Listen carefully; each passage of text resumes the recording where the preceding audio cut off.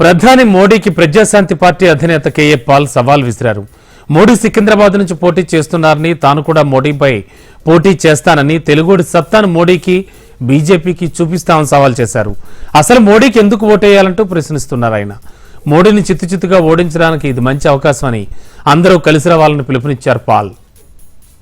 Prime minister Narendra Modi గారు సికింద్రాబాద్ నుంచి ఎంపీగా పోటీ చేస్తారని, మోదీ గారు నిజంగా నేను మీకు ఛాలెంజ్ చేస్తున్నాను, సికింద్రాబాద్ లో కానీ లేదా మీ అదానీ స్టీల్ ప్లాంట్ కొనాలని 8 లక్షల కోట్లది 8,000 కోట్లకి అక్కడ కానీ మీరు పోటీ చేయండి, నేను తప్పనిసరిగా మీ మీద పోటీకి నిలబడతాను.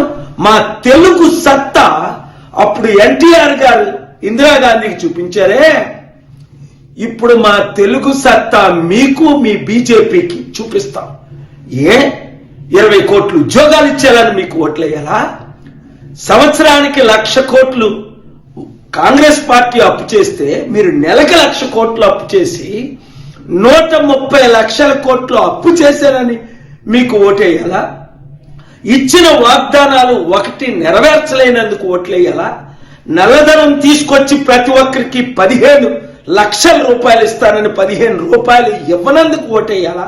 మా 2 తెలుగు రాష్ట్రాల 1,00,000 కోట్లు తీసుకెళ్లి గుజరాత్ అభివృద్ధి చేసినందుకు ఓటేయాలా? లేదా 25 లక్షల కోట్లు రుణమాఫీ చేసిన అదానీ అంబానీ కొరకు మీకు ఓటేయాలా?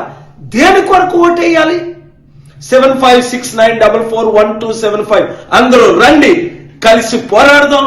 ఈ మంచి అవకాశాన్ని వినియోగిద్దాం. చిత్తుగా ప్రధానమంత్రిని ఓడిద్దాం.